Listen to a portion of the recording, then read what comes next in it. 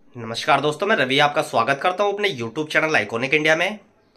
दोस्तों, वीडियो को शुरू करने से पहले आपको बता दूं, काफ़ी लंबे समय बाद दिल्ली में लगने जा रही है एक बड़ी सिक्का प्रदर्शनी।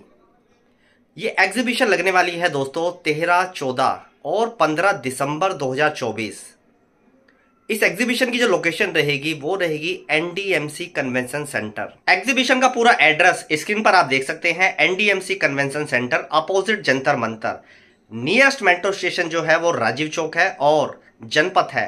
तो इस एग्जीबिशन में आपको जरूर आना चाहिए। काफी लंबे समय बाद दिल्ली में एक बड़ी कॉइन एग्जीबिशन लग रही है और अगर आप भी अपने कीमती नोट और सिक्के इस एग्जीबिशन में आकर बेचना चाहते हैं तो आपको इस एग्जीबिशन में जरूर आना चाहिए। और अगर आपको कलेक्शन के लिए कुछ चाहिए, कॉइन, नोट, एसेसरीज, तो स्क्रीन पर जो पूरा एड्रेस है और तारीख जरूर नोट कर लें आप। 13, 14, 15 दिसंबर 2024। दोस्तों, आज की इस वीडियो को पूरा आप अंत तक देखें। वीडियो थोड़ी लंबी है लेकिन मैं इसमें 5 रुपए के कुछ फर्स्ट स्ट्राइक वाले सिक्कों की जानकारी देने वाला हूं और एक ऐसे कलेक्टर से भी मिलवाने वाला हूं आपको जो कि जनरल सर्कुलेशन से सिक्के इकट्ठा करते हैं, कीमती सिक्के। तो इस वीडियो को पूरा अंत तक देखें और आने वाली कॉइन एग्जीबिशन की तारीख जरूर नोट कर ले। 13, 14, 15 दिसंबर 2024, NDMC कन्वेंशन सेंटर।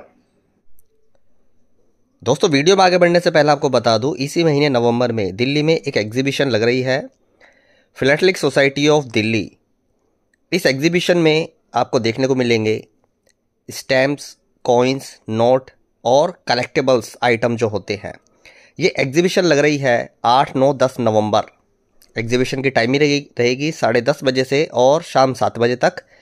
एग्जीबिशन का एड्रेस है NDMC convention centre opposite Jantar Mantar, संसद मार्ग, न्यू दिल्ली। तो ये एग्जीबिशन इसी महीने नवंबर में लगने वाली है, तो इस एग्जीबिशन में भी आकर आप जरूर लाभ उठाएं। तो दोस्तों, ये हैं ओमपाल जी जो कि एक संग्रह करता है, सिक्कों को जमा करते हैं, सिक्के खरीदते बेचते हैं।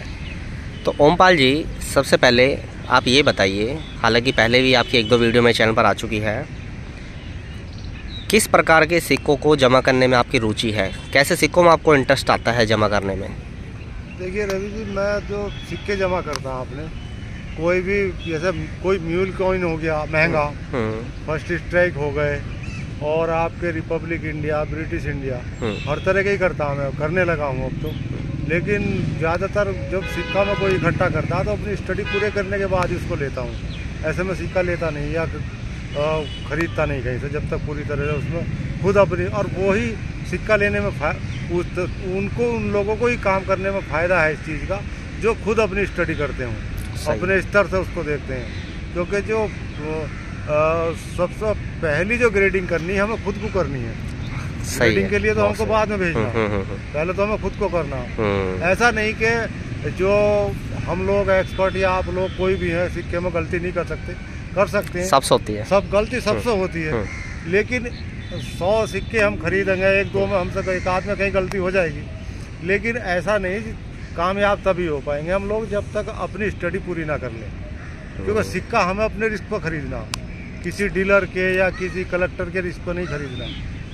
हम सिक्का जब खरीदेंगे तो अपने उस पर लेना, हम कितने उससे हम सेटिस्फाई हैं, सिक्का ओरिजिनल है, नकली है, क्या है। क्योंकि नकली सिक्का बहुत बनने लगा और जो आने वाला टाइम है सिक्कों के, बहुत ज़्यादा तादाद में नकली आने के चांस लग रहे हैं और आएंगे भी। चलो ओमपाल जी, नकली सिक्के के ही विषय में आज की इस वीडियो में थोड़ी विस्तार से चर्चा करते हैं। आप भी बाज़ार को देख रहे होंगे कि किस प्रकार से एक है ना डुप्लीकेट सिक्के, बहुत परफेक्ट डुप्लीकेट आ रहे हैं, है ना, जिनको पकड़ना थोड़ा मुश्किल होता है, जिनको हम है ना कंप्यूटराइज फॉर्जरी बोलते हैं, तो इसीलिए ज़्यादा है। और ये ब्रिटिश इंडिया में और रिपब्लिक में भी आ रहे हैं, जिनको ब्रिटिश इंडिया में आपने देखा होंगे चाइनीज़ कॉपी, है ना, और कंप्यूटराइज्ड कॉपी, इस तरह के जो डुप्लीकेट सिक्के आते हैं। तो आप मुझे ये बताइए, क्या सावधानी हमें, जैसे कि आपने अभी वीडियो के शुरुआत में बताया कि सबसे पहली ग्रेडिंग तो हमें खुद करनी है ना, यानी कि आपने सेल्फ स्टडी पे जोड़ दिया है ना, यानी कि खुद हमें पहले स्टडी करनी है।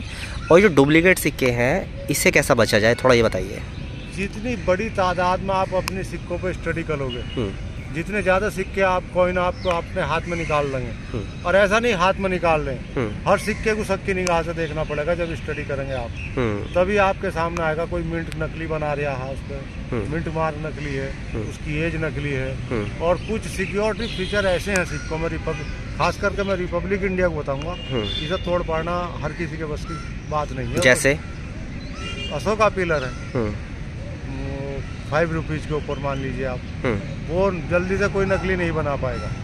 दूसरे जो उसके पीछे आप दूसरी साइड फ्लावर बना हुआ है, उस फ्लावर के अंदर जो फ्लावर है उस सिक्योरिटी फीचर को भी जल्दी से कोई नहीं तोड़ पाएगा। कुछ चीज़ें ऐसी हैं आसान, अगर तोड़ना आसान होता फिर तो, क्योंकि ओरिजिनल डाई तो मिंट के पास ही है ना, मिंट के पास है। तो अगर कोई जैसे डुप्लीकेट सिक्के बनाते हैं तो डुप्लीकेट डाई बनती है।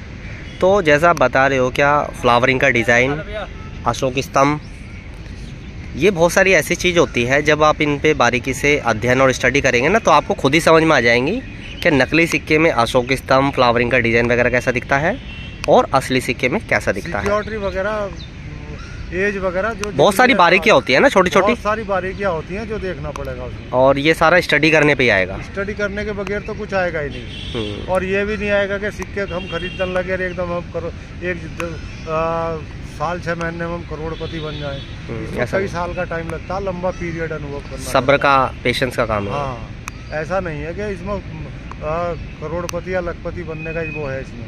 नहीं, बहुत से तो इस फील्ड में आए ही इसी मकसद से है, क्या हम जल्दी करोड़पति बन जाए, हमारे सिक्के जल्दी जल्दी लाखों रुपए के बिकने शुरू हो जाए। जबकि ऐसा नहीं है।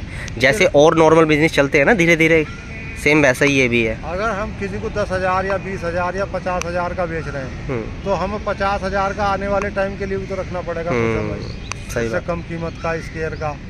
तो ऐसा नहीं है एकदम से, कम 5-6 साल का इसमें टाइम चाहिए आदमी को। और ये भी नहीं कि एकदम से सिक्का मिल जाएगा। जहाँ से आप लेना चाहोगे एग्जीबिशन वगैरह काउंटर पे, वहाँ से आपको सिक्का बहुत महंगा मिलेगा, और जब बेचना जाएंगे तो आपका बहुत सस्ता बिकेगा। देखो ओमपाल जी, जिस प्रकार से अभी नुमिस्मेटिक फील्ड में बहुत सारे फर्जी, देखो फर्जी लोग तो है ना हर फील्ड में मिलेंगे आपको, है ना, हर जगह मिलेंगे। उनका तो काम ही फ्रॉड करना होता है।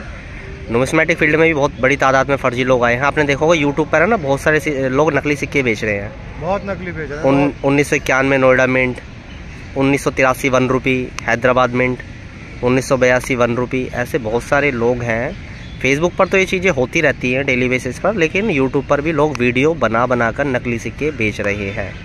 आने वाला जो टाइम है सिक्कों का, वो बहुत बड़ी तादाद में नकली आ जाएगा। लोगों को थोड़ा ये बताइए ओमपाल जी, जैसे आप ग्राउंड पर रहते हैं, खरीद बेच करते हैं, डीलर से पर्सनली जाकर मिलते हैं, कलेक्टरों से, तो ये जो कीमती और महंगे सिक्के होते हैं, ऐसी जो डील है वो किस प्रकार के लोगों से करनी सुरक्षित है, सेफ है, थोड़ा बताइए दर्शकों को। देखिए रवि जी, जो महंगा सिक्का है या स्केयर ही मान लीजिए आप महंगा, जहाँ मैंने आपको कोई सिक्का दिया और आपसे मैंने बताया कि हर आदमी धोखा खा सकता है कहीं ना कहीं, हाँ, और आपने मेरे से सिक्का ले लिया, आपकी डीलिंग अगर मेरी लंबी चलनी है बार बार, तो फिर उस सिक्के की भी जो जिम्मेदारी, एक तो हमने अनजान आदमी को दे दिया जिसे हम नहीं जानते, भैया अपनी जिम्मेदारी पे ले जा, या हम मैं ले आया अपनी जिम्मेदारी पे ले आया, मैं उसको नहीं जानता। लेकिन ज़्यादातर डीलिंग जो होगी इसमें वो वही होगी कामयाब। इसमें क्या, किसी भी आप व्यापार में जाएं, जहाँ अगर कोई गलत चीज़ निकल जाए तो वो अपना रिप्लेसमेंट उसका बदल लें या वापसी कर दें, जो भी करें वो करना पड़ेगा उनको। आपने देखा होगा, आप कोई एग्जीबिशनों में जाते रहते हैं समय समय पर, एग्जीबिशनों के बाहर आपने देखा होगा कितनी रिस्की डील होती है। रिस्की डील होती है, वो अपने रिस्क पे लेना पड़ता है। ओरिजिनल है या नकली है, क्या है उसमें, उसे काफ़ी बार है ना लोग ये सोचते हैं कि एग्जीबिशन के बाहर है ना सस्ते सिक्के मिल जाएंगे, उस सस्ते के चक्कर में उनको है ना काफ़ी बार नुकसान भी हो जाता है। नुकसान हो जाता है उनका, और आने वाले टाइम में बहुत और ज़्यादा ध्यान रखना पड़ेगा, और ज़्यादा ध्यान रखना पड़ेगा। हर आदमी को तो 82, 83, 91 चाहिए। मिंट मार्क में देखो ना ओमपाल जी, मिंट मार्क में जो रेयर सिक्के हैं, रिपब्लिक की ही हम बात करेंगे क्योंकि ज़्यादा खरीद बेच डिमांड इसी में है। मिंट मार्क के साथ कितनी छेड़छाड़ हो रही है, जैसे 1978 की अठन्नी आती है, कलकत्ता मिंट वाले सिक्के में डायमंड बना देते हैं, बॉम्बे मिंट की बहुत ज़्यादा छेड़छाड़ आने लगी है इसमें। और आने वाले टाइम में जो है, जो आप सिक्के जिन्होंने रख लिए अपने, आने वाले टाइम में भी जो स्केयर सिक्का अभी रख लो, उसको लेने के बाद अगर थोड़ा रिस्क लेना है तो अभी लेकर रखने में फ़ायदा, आने वाले टाइम में बहुत छेड़छाड़ होंगी इनमें। और जो एक्सपर्ट लोग हैं वो तो खैर उससे बचे रहेंगे, लेकिन जो नए लोग आ रहे हैं फिर इस फील्ड में बढ़ने पे ही हैं, उनको इसका नुकसान उठाना पड़ सकता है। देखो, जिस प्रकार से अभी आपकी और मेरी कुछ दिन पहले बात हुई थी, नकली सिक्कों के बारे में हमने चर्चा करी थी काफ़ी लंबी। क्या ब्रिटिश इंडिया के बहुत सारे हाफ आना, क्वार्टर आना और रिपब्लिक के भी काफ़ी नकली सिक्के आ रहे हैं। मेरे पास भी नकली आ जा कभी वो आ जाता है, वो हर डीलर के साथ होती हैं चीज़ें। और जब सीखेंगे तो आएगा तो नकली। हाँ, ये जब स्टडी शुरू करेंगे हम तो नकली तो झेलना पड़ेगा। नकली भी झेलना पड़ता है, काफ़ी बार आ जाता है, लेकिन उसमें महंगे सिक्के में मत झेलो। कोई सस्ते पे स्टडी कर लो आप। महंगे सिक्के की डील वहीं से करें जहाँ से पूरी गारंटी और श्योरिटी मिल रही है, गारंटी और वो हो, उस व्यक्ति को पर्सनली आप जानते हो, है ना। वरना फिर वो पैसे लेके आपको ब्लॉक कर देंगे और फिर आपको पता भी नहीं है वो कहाँ रहते हैं, कैसे क्या है, और समस्या का सामना करना पड़ता है। और आज जो सिक्का बेचना है ना, हर जगह उसको सिक्के को भी मत बेचो, वहीं बेचो जहाँ आपको कीमत सही मिले। कम से कम 4 पैसे बच जाए आपको इसमें। बिल्कुल। कहीं ना कहीं अब लोग कंफ्यूजन भी करने लगे, बताते हैं कुछ और उसको जब खरीदने बेचना आते हैं उसको बताते हैं फिर कुछ और।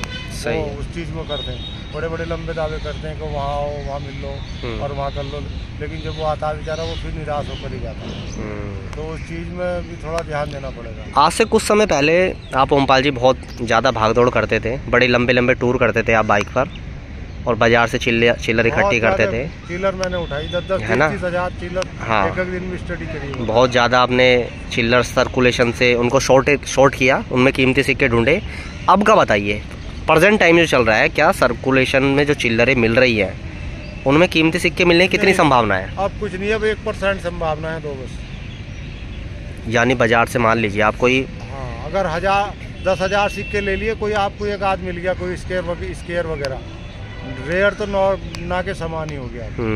अब उम्मीद कम है। जो कुछ लोगों ने जो है कॉपर निकल गायब कर दिया मार्केट से। कॉपर निकल के तो ओमपाल जी रेयर सिक्के मिलने तो मुश्किल ही है ना। स्मारक सिक्का जितना आपका, जब वैष्णो देवी गायब हो गया, वैष्णो देवी गायब है बाजार से, 5 रुपए का 10 रुपए का, तो फिर और तो मिलने के चांस क्या है। तो अब नहीं है कुछ ऐसा। देखो, कॉपर निकल तो अब सर्कुलेशन में नहीं दिख रहा है। जो कॉपर निकल कॉमन सिक्के होते थे ना, डेफिनेटिव, वो भी नहीं दिख रहे हैं। कॉमोमरेटिव की तो बात दूर है। हाँ, वो भी नहीं दिख रहे, अब कोई नहीं दिखेगा। हाँ, तो ओमपाल जी, ये जो सर्कुलेशन से आपको फर्स्ट स्ट्राइक वाले सिक्के आपने जमा करे हैं, दर्शकों को थोड़ा इसके बारे में भी बता देते हैं, कैसे पहचान करनी है। लाल बहादुर शास्त्री के जो कॉपर निकल के फर्स्ट स्ट्राइक वाले सिक्के आते हैं, ये जिन लोगों के पास बहुत सारी चिल्लर रखी हैं बड़ी मात्रा में, उनके घरों में, आज भी लोगों के घरों में ना बहुत सारी चिल्लर रखी होती है, उनके बॉक्स में, उनकी गुल्लक में, तो वो ऐसे सिक्के की पहचान कर ले। अगर मिलता है तो उसकी कीमत ज़्यादा मिल सकती है।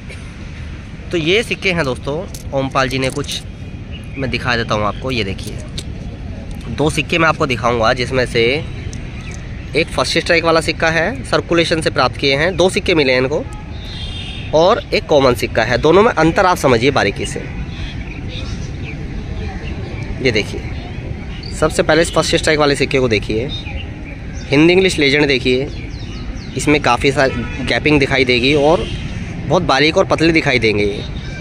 और एक बहुत बड़ा फ़र्क ये है, ये जो ईयर है ना 1904 से 2004, ये ईयर देखिए कितनी बारीक लिखी होती है, इसमें गैपिंग आती है, जबकि कॉमन सिक्के में ना बिल्कुल भी गैपिंग नहीं आती है, आपस में जुड़ी होती है। ईयर देखिए 1904, 2004, जबकि इसमें देखिए बहुत बारीक लिखी होती है और ये आपस में जुड़ी नहीं होती, इसमें गैपिंग देखने को मिलती है। फिर ये जो हिंदी इंग्लिश लेजेंड जो है, ये एज से थोड़ा नीचे होते हैं और ये भी बारीक होते हैं। तो दोनों सिक्के देखिए आप। एक और कॉमन सिक्का दिखा देता हूँ आपको।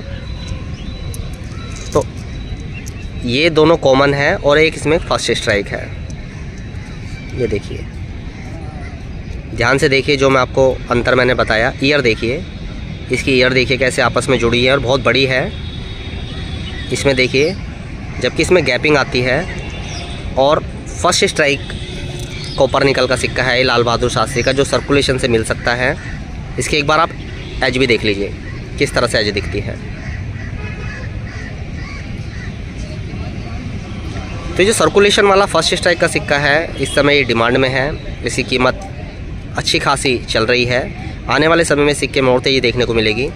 ओमपाल जी से जानेंगे। ओमपाल जी, जो सर्कुलेशन से ये मिला आपको फर्स्ट स्ट्राइक, ये कब मिला और क्या आसानी से मिला है सिक्का सर्कुलेशन से? ये सिक्का ढूंढना बहुत मुश्किल काम है। आपको 100-200 सिक्के इसके जो नॉर्मल मिलेंगे तब जाके एक आधा आपको मिल पाएगा उसमें। ये बहुत मामूली सिक्का नहीं है। यानी लाल बहादुर शास्त्री के ही बहुत सारे सिक्के होंगे। 100-200 सिक्के आपको इकट्ठे करने पड़ेंगे तब आपको एक आध ये मिल पाएगा। इसका मिलना कोई आसान नहीं है, बहुत मुश्किल से मिलेगा। कभी कभी तो आपको 100, 500, 1000 भी छांट लोगे तब भी नहीं मिल पाएगा। अभी क्या कीमत समझते हैं आप? जैसे आपको सर्कुलेशन से मिला, ये दिखाया था मैं दर्शकों को दोबारा, ये सर्कुलेशन से मिला है, तो ओमपाल जी क्या कीमत समझते हैं इसकी अभी आप? इसकी यूएनसी कीमत दो, मतलब फाइन्स और यूएनसी तक बताइए। जैसे आपको सर्कुलेशन से मिला है, वेरीफाइड टाइप का है, 800-1000 से लगा के 1,000 के आसपास तक मान लीजिए यूएनसी तक। वो डिमांड के ऊपर बात है, कभी कभी 2.5 का बिक जाता, कभी कभी हाँ बिक जाता है। उसके ऊपर कोई फिक्स रेट नहीं है, लेकिन इतना 2000 के करीब तो आप मान के चलिए, 2-2.5 के करीब। और इनकी कीमत आगे बढ़ती ही रहेगी, इसकी तो बढ़ेगी लाजमी। फर्स्ट स्ट्राइक वाले की बढ़ रही है, इसकी कीमत कभी बढ़ने से रुकेगी नहीं, क्योंकि यह ना बहुत कम मिलता है, एक्चुअल में बहुत कम मिलता है। लाल बहादुर शास्त्री के आपको यूएनसी सिक्के मिलेंगे बहुत सारे देखने को, लेकिन पैकेट के पैकेट देखने को मिल सकते हैं। लेकिन स्ट्राइक में जो है आपको कई सिक्के गोल्डन जुबली है 5 रुपीज़ में, और मैसूर यूनिवर्सिटी वगैरह है, तो जिस तरह से वो कम मिलते थे उसी की कंडीशन में ये सिक्का लग रहा है। अब ये देखो ना, चलो आप एक अपना एक्सपीरियंस बताओ। जब आज से कुछ साल पहले आप एग्जीबिशनों में जाते थे, तो उस दौरान ये गोल्डन जुबली और मैसूर फर्स्ट स्ट्राइक ये कितने के बिकते थे आपको? ये मुझको 500 रुपये मिल के 400, 500, 600 तक मिल जाते थे उस टाइम। ये कितनी पुरानी बात है? ये करीबन होगी कोरोना के बाद की बात है। साल बताइए कितने साल पुरानी? 21 के बाद मान लो आप, 21 के आसपास की बात है। 21 लास्ट में 21 में, तब इतने में मिल जाते थे आराम। ये बिल्कुल सही बात बताइए ओमपाल जी ने, क्योंकि मैं भी उस दौरान एग्जीबिशन में जाता था। ये 400-500 का एक सिक्का फर्स्ट स्ट्राइक का मिलता था ये। लेकिन आज गोल्डन जुबली वाला फर्स्ट स्ट्राइक का सिक्का 5 से 6000 का है यूएनसी में, और मैसूर का 8 से 9000 का है। कलकत्ता कॉपर निकल 2 रुपये का 50-100 रुपये मिल जाता था। कौन सा वाला? कलकत्ता 2004 2 रुपीज़। अच्छा हाँ, 2 रुपये, हाँ सही है। 92 नोएडा में, 92 नोएडा, हाँ काफ़ी सस्ते मिल जाते थे, लेकिन रेट जब बढ़ते हैं तो बहुत तेज़ी के साथ आने वाले जो 3-4 साल, ये 3-4 साल हुए हैं ना अभी, यानी कि हम 20 और 21 के बाद से जो अब का समय बीता है, इसमें बहुत तेजी आई है सिक्कों में। 50 रुपये ज़्यादा लगते थे, 100, 500 रुपये ज़्यादा लगते थे, लेकिन आज उन्हें ढूंढने के लिए हम जगह जगह घूमते, कहीं से मिल जाए हमको। ये सारा जो है ना डिमांड का होता है ना, सप्लाई डिमांड। सप्लाई है नहीं इन सिक्कों की, जितने छप गए उतने हैं, है ना, तो डिमांड होती है कलेक्टरों में। सिक्का ऐसा नहीं कि महंगा नहीं हो रहा, सिक्का महंगा हो रहा, कहीं ना कहीं पब्लिक को भी जो है, डील लोग जो नए कलेक्टर हैं उनको भी कंफ्यूज कर दें लोग कि नहीं इतने का नहीं है, इतने का कौन बेच ले लेगा, इतने का ये है। हकीकत में कुछ और है। जब ये सिक्के मार्केट से गायब हो जाएंगे और उन छोटे मोटे कलेक्टरों के हाथ से भी निकल जाएंगे ना ये, तब इनकी आप कीमत देखना। कुछ लोगों के पास इतने तादाद में वो अपने पास लेकर रख रहे हैं, देखो अपनी कीमत पे बेचेंगे। एक सिंपल सी बात है ओमपाल जी, मेरा ये मानना है, बहुत सारे कलेक्टर जो है, देखो हर कोई सर्कुलेशन से तो नहीं ढूंढ सकता है, नहीं ढूंढ पाएगा कोई, तो ये खरीदने ही पड़ते हैं। अब तो खरीदने ही पड़ेंगे। अब जब वो बेचने जाएंगे, तो बेचने वालों के लिए आज की इस वीडियो में मेरा ये कहना है, जब तक आपको रेट सही ना मिले तो आपको बेचने की ज़रूरत नहीं है। तब तक आपने आने सिक्के को देख लो, संभाल के रखो ना उसको, अगर आपका रेयर आइटम है तो। स्टडी करने का मतलब है आपको ये देखना चाहिए कि आपके 90% सिक्के ऐसे होने चाहिए जिसमें आपको पता कि आने वाले टाइम में रेट बढ़ना ही बढ़ना है। ये भी देखना पड़ेगा आप। ठीक है, कुछ सिक्के आपको अपने खर्च निकालने हैं, वो देने भी पड़ेंगे, देने पड़ेंगे आपको कभी कभी। और कभी कभी व्यापार में, इसमें कोई भी व्यापार हो, कभी कभी कुछ आइटम ऐसे होते हैं जो आपको नुकसान उठा के बेचने पड़ते हैं। अभी आप किस तरह से कर रहे हैं? मतलब जैसे सिक्के आप ज़्यादातर खरीद रहे हैं या सर्कुलेशन ढूंढ रहे हैं? अभी क्या कर रहे हैं? मैं सर्कुलेशन से नहीं करता, मैं खरीदता हूँ, क्योंकि मिल ही नहीं रहे हैं। नहीं, अब मैंने सर्कुलेशन ढूंढना बंद कर दिया। कभी कभी मैं देख भी लेता हूँ 10-5 हज़ार चिल्लर कहीं उठा के, तो मिल नहीं पाता उसमें। अब पैसा ही खर्च करना अपना, सही है, उसमें तेल वाड़ा ही फूकना है और कुछ नहीं करना। और मेहनत ज़्यादा है, समय बर्बाद। देखिए, आप जितना आप ढूंढोगे उतना आपको मिलेगा भी नहीं, आपका तेल पानी का खर्च भी नहीं निकल पाएगा।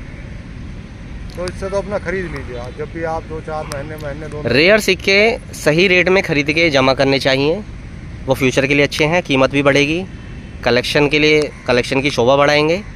क्योंकि रेयर सिक्का मान लीजिए ओमपाल जी, आज जैसे आपने एक एग्जांपल दिया कि आज से 3 साल पहले करीब ये 500-500 रुपये के मिलते थे, और आज देखो ना 8-9 हज़ार रुपये के सिक्के हैं। तो तो आने वाले जो और टाइम है, आने वाले 5-10 साल और है, तो और ज़्यादा इनका प्रॉपर्टी तब तक ही सस्ती लगती है आपको जब तक आप उसे महंगी लगती है, जब तक आप खरीद रहे हैं। हाँ, खरीदते ही वो सस्ती हो जाती है। प्रॉपर्टी कोई भी हो, ये भी ऐसी चीज़ है। बस इसमें ये देखना आपको कि लोकेशन क्या है प्रॉपर्टी की, सिक्के की क्या कंडीशन है, कितनी तादाद में मिल रहा है। जब आप स्टडी करोगे तो आपको पता चल जाएगा कौन सा सिक्का मुझे कम मिला, कितनी कम, वो इसकी भविष्य। कुछ सिक्के ऐसे हैं ओमपाल जी, आपको ही पता है कि किताब में वो कॉमन दे रखे हैं, लेकिन जब बाजार में उसको ढूंढने जाओगे ना तो वो मिलेंगे नहीं। मिलेगा नहीं वो। आने वाले मैं 2-4 सिक्कों के बता भी दूंगा आपको, लेकिन अभी नहीं, वो आने वाले टाइम में आपको मिलेंगे भी नहीं। आप कर लेना कोशिश, आज लिख लेना, आपको मैं अलग में बताऊंगा उन सिक्कों को। आप देखना कि आप ही कहोगे कि 10-5 सिक्के मुझे भी दे, मिलेंगे नहीं। तो अभी आप ज़्यादा कौन से सिक्कों पे स्टडी कर रहे हैं? इस टाइम तो मैं अपना थोड़ा रिपब्लिक को तो मैंने अब तो मैं खरीदता ही हूँ, रिपब्लिक को तो मैं करता नहीं हूँ, लेकिन अब मैं थोड़ा सा ब्रिटिश इंडिया पर कर रहा हूँ। ब्रिटिश पे स्टडी कर रहे हो? हाँ, ब्रिटिश पे कर रहा हूँ, और थोड़ा कलेक्शन उसमें कर भी रहा हूँ, और सेल परचेज भी थोड़ी बहुत कर रहा हूँ। कुछ फेवरेट सिक्के बताइए आपके, क्या भाई ये सिक्का मैं काफ़ी समय से ढूंढ रहा हूँ अपने कलेक्शन के लिए, मुझे नहीं मिल रहा है। कोई फेवरेट सिक्के बताए 2-4 हमने। ब्रिटिश इंडिया में, ब्रिटिश में बता दीजिए, रिपब्लिक में बता दीजिए। देखिए 82 का नहीं मिला मुझे, 83 का नहीं मिला, ठीक है, 91 का नहीं मिला, आपसे मैं बताऊँ। सही है। और काफ़ी सिक्के ऐसे हैं जो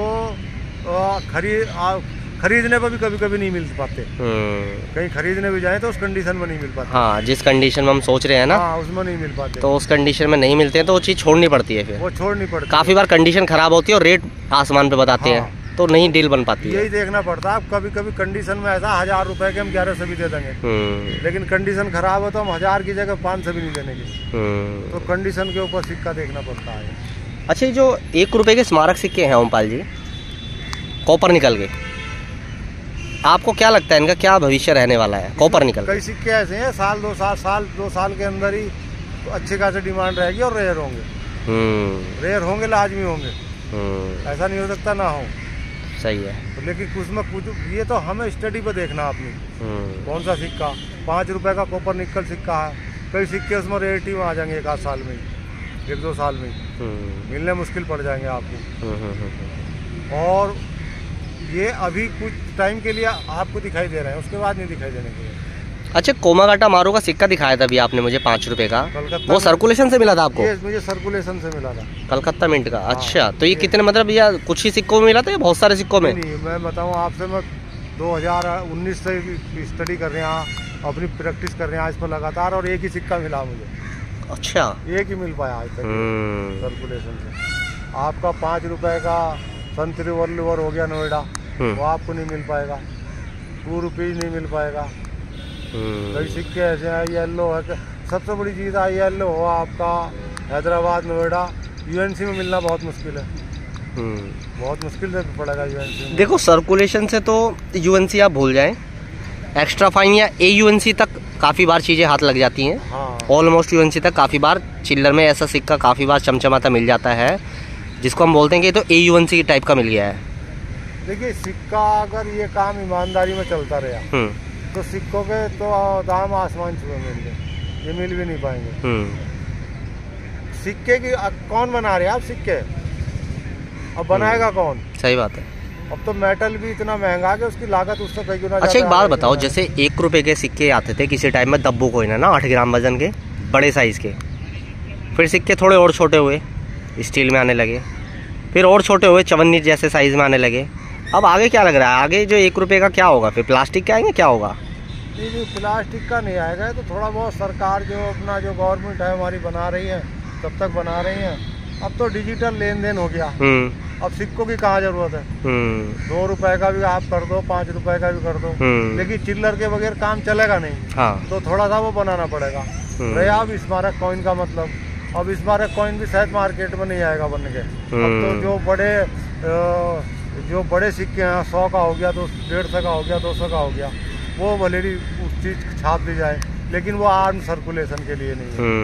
वो UNC सेट, प्रूफ सेट वगैरह में भले ही आ जाए, लेकिन आम पब्लिक। एक सिक्के का जो आपने भी जिक्र करा था थोड़ी देर पहले, 2 रुपीज़ 92 नोएडा, जब आप इस फील्ड में आए थे, नुमिस्मेटिक फील्ड में, तब ये सिक्के कितने का ऑफर होते थे आपको, कितने के मिलते थे नॉर्मली? 200-250 रुपये का नोएडा। 150, 200, 250 का नोट है। और अभी यूएनसी में क्या कीमत समझते हो आप उसकी? अब तो वो तो देखिए बढ़ने पर ही है उसकी, तो 6 से 7 हज़ार रुपये अभी बढ़ने पर ही है। 2004 कलकत्ता 50 रुपए में मुझे मेरे आगे गिरे रहते थे लोग। मैं नहीं ले पाता था, ज्यादा लगते थे। वो क्वांटिटी ज्यादा दिखती थी ना, क्या तो बहुत सारे हैं, दिखती थी उस टाइम, इसलिए लगता था। और यही हाल अब कॉपर निकल बचा हुआ जो उसका एक अठन्नी थी ओमपाल जी, मैं भी एक वीडियो में एक एक्सपीरियंस शेयर करना चाहता हूँ। एक आरबीआई की अठन्नी आती है ना 1985 की, कलकत्ता मिंट की, कोलकाता में है ना, 85 की। वो मुझे एक बार एक एग्जीबिशन में 50 सिक्के ऑफर हो रहे थे 250 रुपये के हिसाब से यूएनसी। तो मैंने उसमें से 4 या 5 सिक्के लिए थे बस। जब क्वांटिटी ज़्यादा होती है ना तो सामने वाला सोचता है अरे ये तो बहुत सारे अवेलेबल है, ज़्यादा हो गए। तो मैंने उसमें से 4-5 सिक्के लिए जो अभी तक मेरे पास रखे हैं। वो यूएनसी थे, बिल्कुल परफेक्ट यूएनसी। और अभी उसकी कीमत देखो क्या है, यही तो है, 2-2.5 हज़ार रुपये एक सिक्का यूएनसी में। मेटल का भी मेटल, अरे सिक्के को छोड़ो, सेम एयरफोर्स भी ऑफर हुआ था एक बार मुझे बहुत समय पहले, करीब 350 या 400 रुपये के यूएनसी एक सिक्का ऑफर हुआ था, और वो करीब 40 से 50 सिक्के थे। ये जो आने वाला जो टाइम है, अब तक तो सरकारों ने खूब छापा, हमारी गवर्नमेंट ने, आरबीआई ने वगैरह छापना था, जो भी छापते हैं इसको। लेकिन आने वाले टाइम में अब 5 रुपए का कोई कॉपर निकल का सिक्का छाप बनाने लगे, उसमें उसकी लागत ही बनाने की उसका 2-3 ये जो सिक्के जमा करने का शौक है ओमपाल जी, जैसे सिक्के देखो काफ़ी सारे सिक्के रखे हैं, इसमें कुछ म्यूल सिक्के भी हैं अच्छी कंडीशन के बहुत। इसमें कुछ एरर है, अठन्नी है हैदराबाद की 89 की, कुछ म्यूल सिक्के हैं, ये बहुत सारे अलग अलग सिक्के हैं।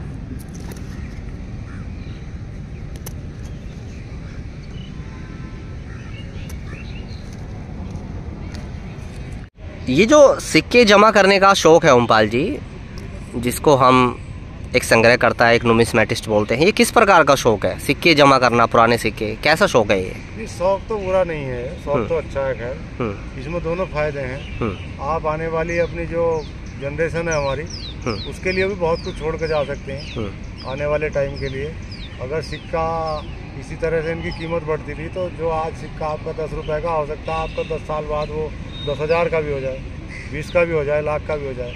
तो ऐसा नहीं है इसका। मैंने एक बात और नोटिस करी है, जो लोग भी सिक्के जमा करते हैं ना, उनके ज्ञान में बहुत ज़्यादा वृद्धि हो जाती है ना?